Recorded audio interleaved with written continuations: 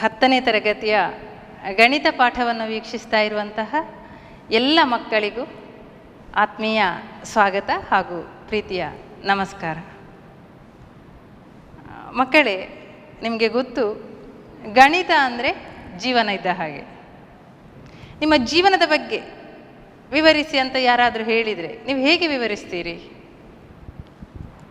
ನಮ್ಮ ಮನೆ, ಶಾಲೆ, ಗೆಳೆಯರು, ಸಂಬಂಧಿಕರು, ನಾವು ಹೋಗುವಂತಹ ಸ್ಥಳಗಳು, ಹೀಗೆ ಒಂದಕ್ಕೊಂದು ಪೂರಕವಾಗಿರುವಂತಹ ಎಲ್ಲ ವಿಭಾಗಗಳನ್ನು ಮಾಡಿಕೊಂಡು ನಾವು ವಿವರಿಸ್ತೇವೆ. ವಿಭಾಗಗಳು ಅನ್ನೋದು ಅಲ್ಲಿ ಮುಖ್ಯ. ಹಾಗೇ ಗಣಿತ ಕೂಡ. ಗಣಿತದ ಕಲಿಕಾಂಶವನ್ನು ನಾವು ಕಲಿಬೇಕಾದ್ರೆ ಅದನ್ನು ಕೂಡ ನಾವು ಈ ರೀತಿ ವಿಭಾಗ ಮಾಡಿಕೊಂಡು ಕಲಿತೇವೆ. ಈ ವಿಭಾಗಗಳನ್ನೇ ನಾವು ಗಣಿತದ ಶಾಖೆಗಳು ಅಂತ ಹೇಳೋದು ನಿಮಗೆ ಗೊತ್ತಿದೆ. ಇಷ್ಟು ವರ್ಷಗಳಲ್ಲಿ ನೀವು ಗಣಿತದ ಶಾಖೆಗಳನ್ನು ಕಲ್ತಿದ್ದೀರಿ. ಹೇಳಿ, ಯಾವುದೆಲ್ಲ ಗಣಿತದ ಶಾಖೆಗಳು? ಸರಿ, ಅಂಕಗಣಿತ, ಬೀಜಗಣಿತ, ರೇಖಾಗಣಿತ. ಅಂಕಗಣಿತದಲ್ಲಿ ನಾವು ಏನು ಕಲಿತೇವೆ ಹೇಳಿ? ಅಂಕಗಣಿತದಲ್ಲಿ ವಿವಿಧ ರೀತಿಯ ಸಂಖ್ಯೆಗಳಿಗೆ ಸಂಬಂಧಿಸಿದಂತಹ ಗುಣಗಳನ್ನು ಕಲ್ತಿದ್ದೇವೆ. ಬೀಜಗಣಿತದಲ್ಲಿ ಏನು ಕಲ್ತಿದ್ದೇವೆ? ಬೀಜಗಣಿತ ಅಂತ ಹೇಳುವಾಗ ಚರಾಕ್ಷರ, ಸಮೀಕರಣಗಳು, ಬೀಜೋಕ್ತಿಗಳು, ಸಮೀಕರಣಗಳ ನಕ್ಷೆಗಳು, ಇದೆಲ್ಲ ಕಲಿತೇವೆ. ನಾವು ನಕ್ಷೆಯನ್ನು 8ನೇ ಕ್ಲಾಸಿನಲ್ಲಿಯೂ ಮಾಡಿದ್ದೇವೆ, 9ನೇ ಕ್ಲಾಸ್ನಲ್ಲಿಯೂ ನಕ್ಷೆಯನ್ನು ಮಾಡಿದ್ದೇವೆ. ನಕ್ಷೆಗಳನ್ನು ಬೀಜಗಣಿತದಲ್ಲಿ ಯಾವುದರಲ್ಲಿ ಮಾಡ್ತೇವೆ? ಗ್ರಾಫ್ ಹಾಳೆಯಲ್ಲಿ. ಬೀಜಗಣಿತದ ನಕ್ಷೆಗಳನ್ನು ಸಾಮಾನ್ಯವಾಗಿ ಗ್ರಾಫ್ ಹಾಳೆಯಲ್ಲಿ ಮಾಡುವುದು. ಈ ಗ್ರಾಫ್ ಹಾಳೆಗೆ ನಾವು ಇನ್ನೊಂದು ಹೆಸರು ಕೊಟ್ಟಿದ್ದೇವೆ ನೋಡಿ. ಗ್ರಾಫ್ ಹಾಳೆಯ ಒಂದು ಸ್ಯಾಂಪಲನ್ನು ಇಲ್ಲಿ ಇಟ್ಟಿದ್ದೇನಲ್ಲ ನಾನು, ಇದಕ್ಕೆ ನಾವು ಇನ್ನೊಂದು ಹೆಸರು ಹೇಳ್ತೇವೆ. ಏನು ಆ ಹೆಸರು? ನೆನಪಾಯ್ತಲ್ಲ? ನಿರ್ದೇಶಾಂಕ ಸಮತಲ. ನಾವು ಹೇಳುವ ಹೆಸರು ನಿರ್ದೇಶಾಂಕ ಸಮತಲ.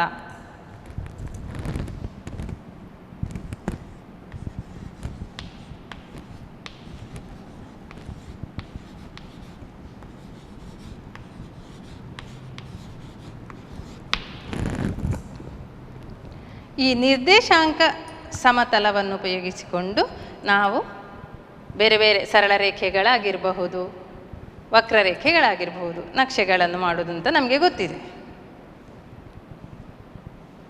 ರೇಖಾಗಣಿತ ಅಂತ ಇನ್ನೊಂದು ವಿಭಾಗ ಇದೆ ಗಣಿತದಲ್ಲಿ. ಈ ರೇಖಾಗಣಿತದಲ್ಲಿ ನಾವು ಏನು ಕಲಿತೇವೆ ಹೇಳಿ? ರೇಖಾಗಣಿತದಲ್ಲಿ ಬಿಂದುಗಳು, ರೇಖೆಗಳು, ವಿವಿಧ ಆಕೃತಿಗಳು, ಆಮೇಲೆ ವಿಸ್ತೀರ್ಣ, ಸುತ್ತಳತೆ, ಘನಫಲ, ಹೀಗೆ ಈ ರೀತಿಯಾಗಿರುವುದನ್ನೆಲ್ಲ ರೇಖಾಗಣಿತದಲ್ಲಿ ಕಲಿತೇವೆ. ಇದು 3 ಶಾಖೆ ಆಯಿತು. ಈಗ ನಾವು ಗಣಿತದ ಇನ್ನೊಂದು ಶಾಖೆಯ ಬಗ್ಗೆ ಮಾತಾಡ್ತಾ ಹೋಗಬೇಕು. ಅಲ್ಲಿ ಏನಾಗ್ತದೆ ಅಂತ ಹೇಳಿದರೆ, ನಿರ್ದೇಶಾಂಕ ಸಮತಲದಲ್ಲಿ ರೇಖಾಗಣಿತದ ಪರಿಕಲ್ಪನೆಗಳನ್ನು ಕಲಿತೇವೆ ನಾವು. ನಿರ್ದೇಶಾಂಕ ಸಮತಲದಲ್ಲಿ ರೇಖಾಗಣಿತದ ಪರಿಕಲ್ಪನೆಗಳು.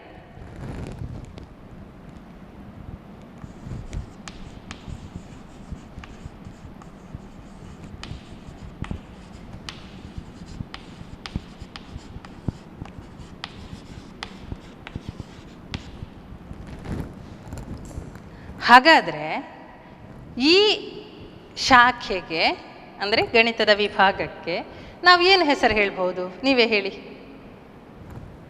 ನಿರ್ದೇಶಾಂಕ ಸಮತಲ, ರೇಖಾಗಣಿತದ ಪರಿಕಲ್ಪನೆ, ಎರಡನ್ನು ಸೇರಿಸಿ ಒಂದು ಚಂದದ ಹೆಸರು ಕೊಡುವುದಾದರೆ ಕರೆಕ್ಟ್, ನಿರ್ದೇಶಾಂಕ ರೇಖಾಗಣಿತ. ನಿರ್ದೇಶಾಂಕ ರೇಖಾಗಣಿತ ಇದು ನಾವು ಇಂದು ಕಲಿಯಲಿರುವ 10ನೇ ತರಗತಿಯ ಗಣಿತದ 7ನೇ ಅಧ್ಯಾಯದ ಹೆಸರು ನಿರ್ದೇಶಾಂಕ ರೇಖಾಗಣಿತ. ನಿರ್ದೇಶಾಂಕ ರೇಖಾಗಣಿತದಲ್ಲಿ ಇವತ್ತು ನಾವು 2 ಬಿಂದುಗಳ ನಡುವಿನ ದೂರವನ್ನು ಕಂಡುಹಿಡಿಯುವ.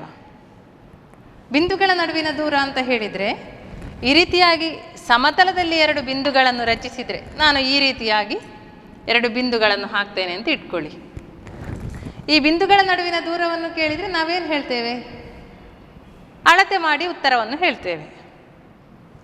ಆದರೆ ಅಳತೆ ಮಾಡದೆಯೇ ಎರಡು ಬಿಂದುಗಳ ನಡುವಿನ ದೂರವನ್ನು ಕಂಡುಹಿಡಿಬೇಕು. ಹಾಗೆ ಮಾಡಬೇಕಾದ್ರೆ ನಮಗೆ ಅದಕ್ಕೆ ಸಂಬಂಧಿಸಿ ಯಾವುದಾದ್ರೂ ಒಂದು ರೆಫರೆನ್ಸ್ ಅಂತ ಹೇಳಿ ಬೇಕಾಗ್ತದೆ. ಅದಕ್ಕೋಸ್ಕರ ನಾವು ನಿರ್ದೇಶಾಂಕ ಸಮತಲದಲ್ಲಿ ಬಿಂದುಗಳನ್ನು ರಚಿಸ್ತೇವೆ. ಒಂದು ಉದಾಹರಣೆ ನೋಡುವ. ಈಗ ನೋಡಿ, ನಾನು ಇಲ್ಲಿರುವಂತಹ ನಿರ್ದೇಶಾಂಕ ಸಮತಲದಲ್ಲಿ ಎರಡು ಬಿಂದುಗಳನ್ನು ಗುರುತಿಸ್ತಾ ಇದ್ದೇನೆ. ನೋಡಿ, ಎಲ್ಲೆಲ್ಲಿ ಗುರುತಿಸ್ತೇನೆ ಅಂತ ಹೇಳಿದರೆ, ಒಂದು ಬಿಂದು 0 0 ಒರಿಜಿನ್ ಮೂಲ ಬಿಂದುವಿನಲ್ಲಿದೆ, ಕಾಣಿಸ್ತಾ ಇದೆಯಾ ನಿಮಗೆ? ಒಂದು ಪಾಯಿಂಟ್ ಇಲ್ಲಿದೆ.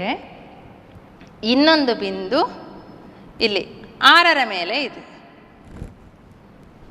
ಎರಡು ಬಿಂದುಗಳು, ಒಂದು ಬಿಂದು 0 0ಯಲ್ಲಿ, ಮತ್ತೊಂದು ಬಿಂದು 6 0 ಅಂತ ಹೇಳ್ತೇವೆ. ಎಕ್ಸ್ ಅಕ್ಷದ ಮೇಲೆ 0ಯಲ್ಲಿ ಮತ್ತು 6ರ ಮೇಲೆ ಇವೆ ಬಿಂದುಗಳು.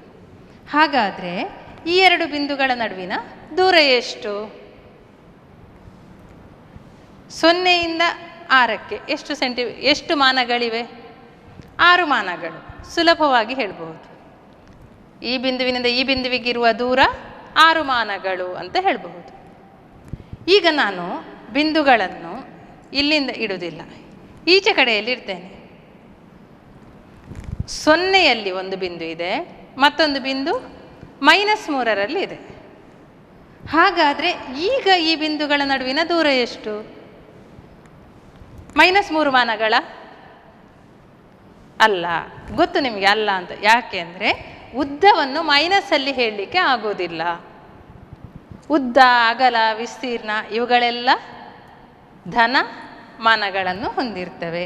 ಹಾಗಾಗಿ ಇಲ್ಲಿ ಕೂಡ ಎಡಭಾಗಕ್ಕೆ ಋಣಭಾಗಕ್ಕೆ ಬಿಂದುಗಳು ಚಲಿಸ್ತಾ ಇದ್ರೂ ಕೂಡ ಈ ಎರಡು ಬಿಂದುಗಳ ನಡುವಿನ ದೂರ ಎಷ್ಟು ಅಂತ ಕೇಳುವಾಗ ಅದು 3 ಮಾನಗಳು. -3 ಮಾನ ಅಲ್ಲ, 3 ಮಾನಗಳು. ಈಗ ಬಿಂದುಗಳನ್ನು ನಾವು y ಅಕ್ಷದ ಮೇಲೆ ಇಡುವ. ಇಲ್ಲಿ ಎಲ್ಲಿ? 0 ಮತ್ತು 8ರಲ್ಲಿ. ಹಾಗಾದರೆ ಬಿಂದುಗಳ ನಡುವಿನ ದೂರ ಎಷ್ಟಾಯಿತು? 8 ಮಾನಗಳು. ಈಗ ಸುಲಭವಾಗಿ ಹೇಳ್ತೀರಿ ನೀವು. ಈಗ ನಾನು ಪ್ಲೇಸನ್ನು ಚೇಂಜ್ ಮಾಡ್ತಾ ಇದ್ದೇನೆ. ನೋಡಿ, ಇಲ್ಲಿ ಇಷ್ಟೊತ್ತು 0ಯ ಮೇಲೆ ಇತ್ತಲ್ಲ ಒಂದು ಬಿಂದು, ಅದನ್ನು ತೆಗಿತೇನೆ. -2ರ ಮೇಲೆ ಇಡ್ತಾ ಇದ್ದೇನೆ. y ಅಕ್ಷದ ಮೇಲೆ 8 ಮತ್ತು -2ರಲ್ಲಿ ಇವೆ ಬಿಂದುಗಳು.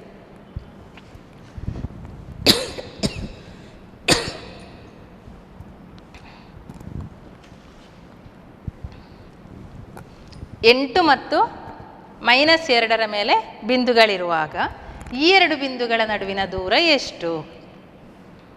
ಏನು ಮಾಡಬೇಕು ಹೇಳಿ?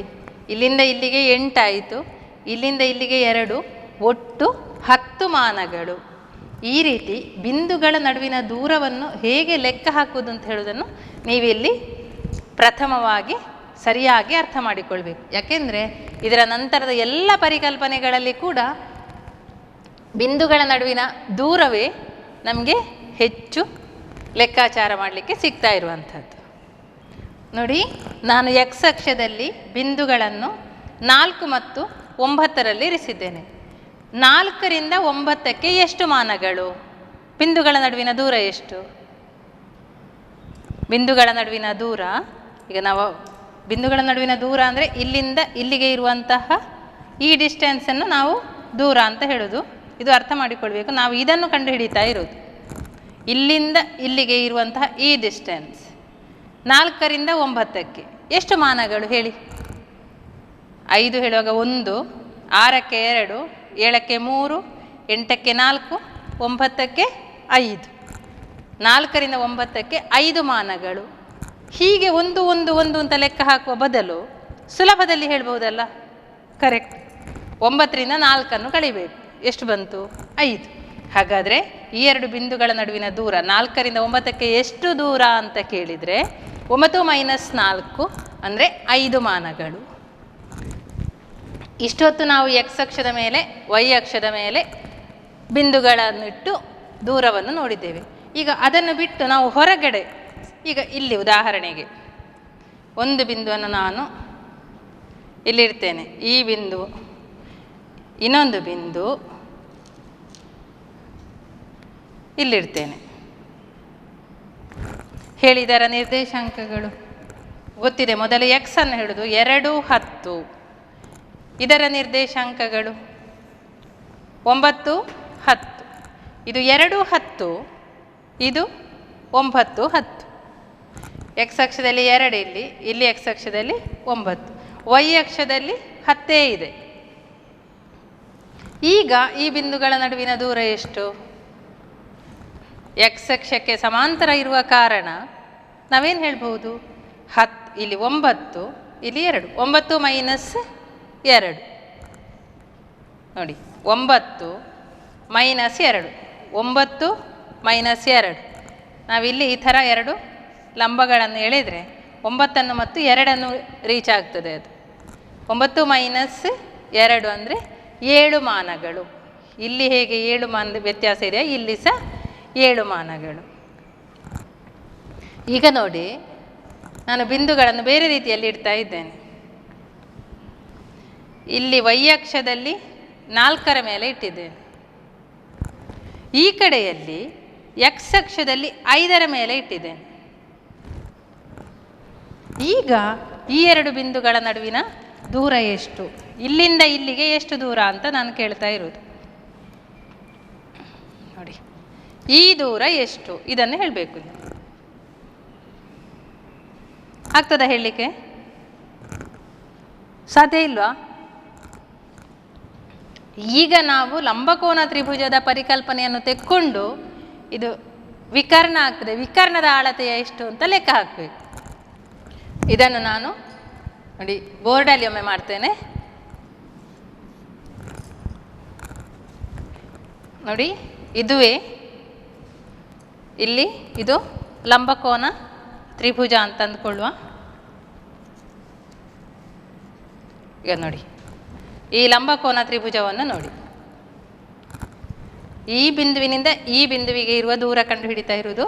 ಆಗ ಈ ತ್ರಿಭುಜದಲ್ಲಿ, ಲಂಬಕೋನ ತ್ರಿಭುಜದಲ್ಲಿ ಒಂದು ಬಾಹುವಿನ ಅಳತೆ 5 ಮಾನ, ಇನ್ನೊಂದು ಬಾಹುವಿನ ಅಳತೆ 4 ಮಾನ. ಈ ದೂರ ಎಷ್ಟು? ಕರ್ಣದ ಅಳತೆ ಎಷ್ಟು ಅಂತ ಪ್ರಶ್ನೆ. ನಮಗೆ ಗೊತ್ತು, ಲಂಬಕೋನ ತ್ರಿಭುಜದಲ್ಲಿ ವಿಕರ್ಣದ ವರ್ಗ ಉಳಿದ 2 ಬಾಹುಗಳ ವರ್ಗಗಳ ಮೊತ್ತಕ್ಕೆ ಸಮ. ಹಾಗಾಗಿ x² ಇದು ವಿಕರ್ಣ ಸಮ 4ರ ಸ್ಕ್ವೇರ್ ಪ್ಲಸ್ ಸ್ಕ್ವೇರ್. x² ಸಮ 4 4 16, 5 5 25. x² ಸಮ 41. ಎಕ್ಸ್ ಎಷ್ಟು? ವರ್ಗಮೂಲ. ಎಕ್ಸ್ ಅಂದರೆ ಸ್ಕ್ವೇರ್ ಇರೋದು ಆಚೆ ಕಡೆ ಹೋಗುವಾಗ ವರ್ಗಮೂಲ ಆಗ್ತದೆ. ವರ್ಗಮೂಲ 41 ಮಾನಗಳು. ಇದು ಉತ್ತರ. ಇದರ ಉದ್ದ ಎಷ್ಟು? ಅಥವಾ ಇಲ್ಲಿಂದ ಇಲ್ಲಿಗೆ ಇರುವ ದೂರ ವರ್ಗಮೂಲ 41 ಮಾನಗಳು. ಹೀಗೆ ಇಷ್ಟೂ ರೀತಿಯಲ್ಲಿ ಎಕ್ಸ್ ಅಕ್ಷದ ಮೇಲೆ ಇರಲಿ, ವೈ ಅಕ್ಷದ ಮೇಲೆ ಇರಲಿ, ಎಕ್ಸ್ ಅಕ್ಷಕ್ಕೆ ಸಮಾಂತರವಾಗಿ ಇರಲಿ, ವೈ ಅಕ್ಷಕ್ಕೆ ಸಮಾಂತರವಾಗಿ ಇರಲಿ, ಅಥವಾ ಎಕ್ಸ್ ಮತ್ತು ವೈ ಎರಡೂ ಅಕ್ಷಗಳ ಮೇಲೆ ಏಕಕಾಲದಲ್ಲಿ ಬಿಂದುಗಳು ಇರಲಿ. ಬಿಂದುಗಳ ಸ್ಥಾನ ಈಗ ನಾನು ಹೇಳಿದ ಯಾವ ರೀತಿಯಲ್ಲಿದ್ದರೂ ಕೂಡ ಅವುಗಳ ನಡುವಿನ ದೂರವನ್ನು ಕಂಡುಹಿಡಿಯಲಿಕ್ಕೆ ನಮಗೆ ಸಾಧ್ಯ ಇದೆ. ಈಗ ನಾನು ಬಿಂದುಗಳ ಸ್ಥಾನವನ್ನು ಇನ್ನೂ ಒಂದು ರೀತಿ ಬದಲಾಯಿಸ್ತೇನೆ. ಹೇಗೆ ನೋಡಿ, ಬಿಂದುಗಳು ಒಂದು ಬಿಂದು 3, 4ರಲ್ಲಿ ಉಂಟು, ಇನ್ನೊಂದು ಬಿಂದು 6, 8ರಲ್ಲಿ ಉಂಟು. ಈಗ ಈ 2 ಬಿಂದುಗಳ ನಡುವಿನ ದೂರ ಎಷ್ಟು ಅಂತ ನಾವು ಕಂಡುಹಿಡಿಬೇಕು. ಅಂದರೆ ಈ ಉದ್ದ ಇಲ್ಲಿಂದ ಇಲ್ಲಿಗೆ 3, 4ರಿಂದ 6, 8ಕ್ಕೆ ಇರುವ ದೂರವನ್ನು ಕಂಡುಹಿಡಿಬೇಕಾದ್ರೆ ಇಲ್ಲಿ ಮಾಡಿದ ಹಾಗೆ ನಾವು ಮೊದಲು ಒಂದು ಲಂಬಕೋನ ತ್ರಿಭುಜವನ್ನು ಮಾಡಬೇಕು. ಮೊದಲು ಲಂಬಕೋನ ತ್ರಿಭುಜ ಮಾಡಬೇಕು. ಹೇಗೆ ಲಂಬಕೋನ ತ್ರಿಭುಜ ಮಾಡೋಣ ನೋಡಿ, ಈ ದೂರ ಬೇಕು. ಹಾಗಾಗಿ ನಾವು ಈ ರೀತಿಯಾಗಿ ಲಂಬಕೋನ ತ್ರಿಭುಜ ಮಾಡೋಣ. ಮಾಡ್ತಾ ಇದ್ದೇನೆ ನೋಡಿ.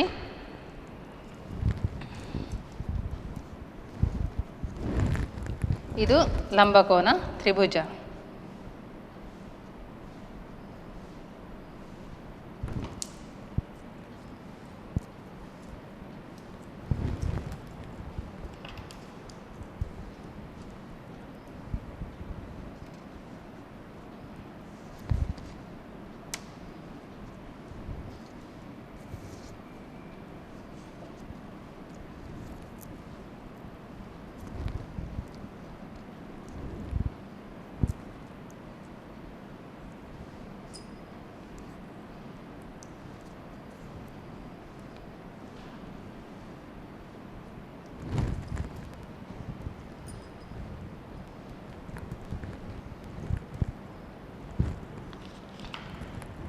ನೋಡಿ, ಇದು ಲಂಬಕೋನ ತ್ರಿಭುಜ. ಈ ಲಂಬಕೋನ ತ್ರಿಭುಜ ಮಾಡಿ ನಾನದನ್ನು ಎಕ್ಸ್ ಅಕ್ಷದವರೆಗೆ 2 ಲಂಬಗಳನ್ನು ಕೂಡ ಎಳೆದಿದ್ದೇನೆ. ಇಲ್ಲಿಂದ ಇಲ್ಲಿಗೆ ಯಾವುದೀಗ ಗ್ರೀನ್ ಕಲರಲ್ಲಿದೆಯಾ ಆ ದೂರ ನಮಗೆ ಕಂಡುಹಿಡಿಬೇಕು. ಅದಕ್ಕೋಸ್ಕರ ನಾನೇನು ಮಾಡಿದೆ, ಲಂಬಕೋನ ತ್ರಿಭುಜ ಮಾಡಿ ಅದನ್ನು ಎಕ್ಸ್ ಅಕ್ಷದವರೆಗೆ 2 ಲಂಬಗಳನ್ನು ಕೂಡ ರಚಿಸಿದ್ದೇನೆ. ಈಗ ನಿಮಗೆ ಈ ದೂರವನ್ನು ಹೇಳಲಿಕ್ಕೆ ಸಾಧ್ಯ ಆಗ್ತದಾ? ಆಗ್ಬಹುದಲ್ಲ? ನೋಡಿ, ಇಲ್ಲಿಂದ ಇಲ್ಲಿಗೆ ಇರುವ ದೂರ ಎಷ್ಟು? ಆಗ ಹೇಳಿದ ಹಾಗೆ ಅದರ ಪಾದ 6 ಮತ್ತು 3ರಲ್ಲಿ ಇದೆ. ಹಾಗಾದರೆ ಇಲ್ಲಿಂದ ಇಲ್ಲಿಗೆ ಇರುವ ದೂರ, ಬಿಂದುಗಳ ನಡುವಿನ ದೂರ ನಮಗೆ ಗೊತ್ತು, 6 - 3 ಮಾಡಬೇಕು. ಇದು 3 ಮಾನಗಳಾಯಿತು. ಹಾಗೆ ಇಲ್ಲಿಂದ ಇಲ್ಲಿಗೆ ಇರುವ ದೂರ ಎಷ್ಟು? ಇಲ್ಲಿ y 4 ಇದೆ, ಇಲ್ಲಿ y 8 ಇದೆ. ಹಾಗಾದರೆ ಇಲ್ಲಿಂದ ಇಲ್ಲಿಗೆ ಇರುವ ದೂರ 8 - 4 4 ಮಾನ. ಇಲ್ಲಿ 3 ಮಾನ, ಇಲ್ಲಿ 4 ಮಾನ.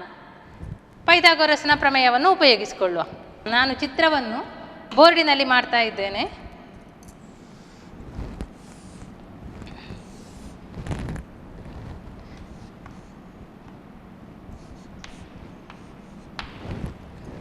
ಇಲ್ಲಿಂದ ಇಲ್ಲಿಗೆ 3 ಮಾನಗಳು, ಇಲ್ಲಿಂದ ಇಲ್ಲಿಗೆ 4 ಮಾನಗಳು. ಈ ಉದ್ದ ಎಕ್ಸ್ ನಮಗೆ ಬೇಕಾಗಿರೋದು. ಇದು ಬಿಂದುಗಳ ನಡುವಿನ ದೂರ. ನಾವು ಇದನ್ನೊಂದು ಲಂಬಕೋನ ತ್ರಿಭುಜ ಅನ್ನೋದು ನಮಗೆ ಗೊತ್ತಿದೆ. ಪೈಥಾಗೊರಸ್ನ ಪ್ರಮೇಯ ಉಪಯೋಗಿಸುವಾಗ ಕರ್ಣದ ವರ್ಗ ಸಮ ಉಳಿದ 2 ಬಾಹುಗಳ ವರ್ಗಗಳ ಮೊತ್ತ, 3ರ ಸ್ಕ್ವೇರ್ ಪ್ಲಸ್ 4ರ ಸ್ಕ್ವೇರ್. ಎಕ್ಸ್ ಸ್ಕ್ವೇರ್ ಅಂದರೆ 3 3 9, 4 4 16, ಎಕ್ಸ್ ಸ್ಕ್ವೇರ್ ಸಮ 25. ಹಾಗಾದರೆ ಎಕ್ಸ್ ಅಂದರೆ ವರ್ಗಮೂಲ 25, ಎಕ್ಸ್ ಅಂದರೆ 5 ಮಾನಗಳು.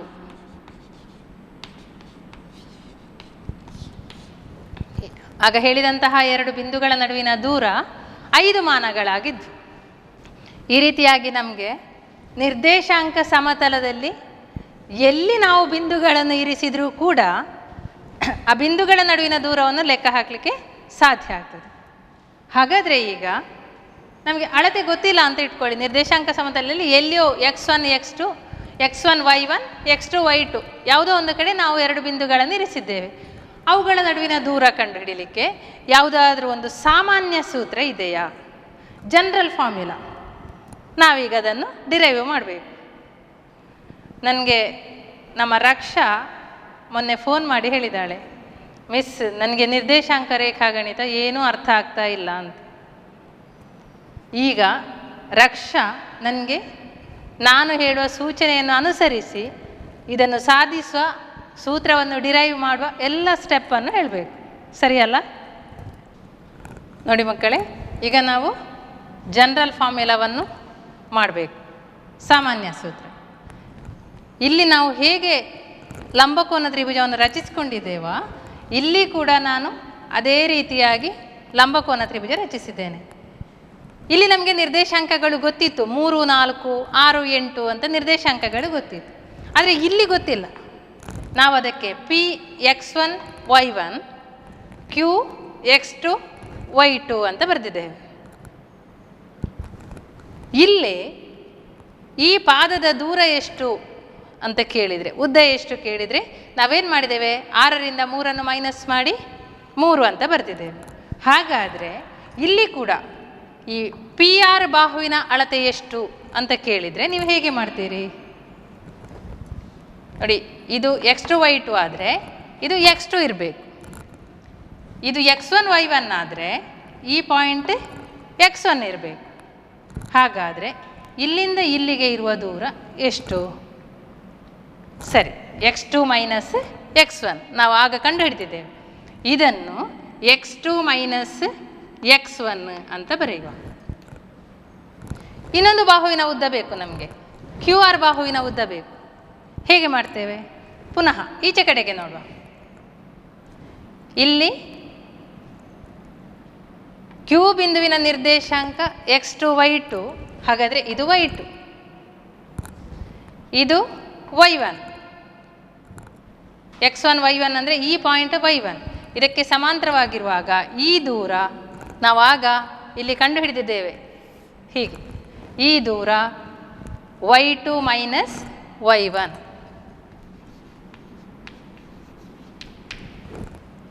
ಈಗ ಸೂತ್ರ ಬರೆಯುವ. ಲಂಬಕೋನ ತ್ರಿಭುಜ ಪಿ ಕ್ಯೂ ಆರ್, ಲಂಬಕೋನ ತ್ರಿಭುಜ ಪಿ ಕ್ಯೂ ಆರ್ನಲ್ಲಿ ಯಾವುದು ಕರ್ಣ?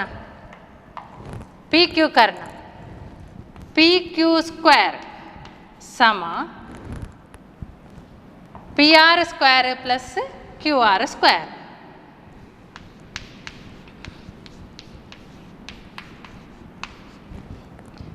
ಪಿ ಕ್ಯೂ ಸ್ಕ್ವೇರ್ ಸಮ ಪಿ ಆರ್ ಸ್ಕ್ವೇರ್ನ ಅಳತೆ ಎಷ್ಟು? x2 ಮೈನಸ್ ಪಿ ಆರ್ನ ಅಳತೆ x2 ಮೈನಸ್ x1. ಹಾಗಾಗಿ x2 minus x1 whole square plus Q ಆರ್ನ ಅಳತೆ ಕಂಡುಹಿಡಿದೆವು y2 minus y1. y2 minus y1 whole square. ನಮಗೆ ಬೇಕಾಗಿರೋದು ಪಿ ಕ್ಯೂ ಸ್ಕ್ವೇರ್ ಅಲ್ಲ, ನಮಗೆ ಪಿ ಕ್ಯೂ ಮಾತ್ರ ಬೇಕಾಗಿರೋದು. ಇದೀಗ ಪಿ ಕ್ಯೂ ಸ್ಕ್ವೇರ್ನ ಅಳತೆ. ಹಾಗಾಗಿ ಸ್ಕ್ವೇರನ್ನು ತೆಗಿಲಿಕ್ಕೆ ನಮಗೆ ಗೊತ್ತು, ಇಲ್ಲಿಂದ ವರ್ಗ ತೆಗೆದರೆ ಅದು ಬಲಬದಿಗೆ ಹೋಗುವಾಗ ವರ್ಗಮೂಲ ಆಗ್ತದೆ. ಹಾಗಾದರೆ ಪಿ ಕ್ಯೂ ಸಮ ವರ್ಗಮೂಲ x2 minus x1 whole square plus y2 minus y1 whole square. ಇದು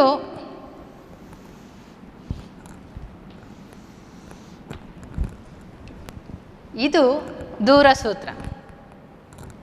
x2 minus x1 whole square plus y2 minus y1 whole square. ಇದಕ್ಕೆ ದೂರ ಸೂತ್ರ ಅಂತ ಹೆಸರು.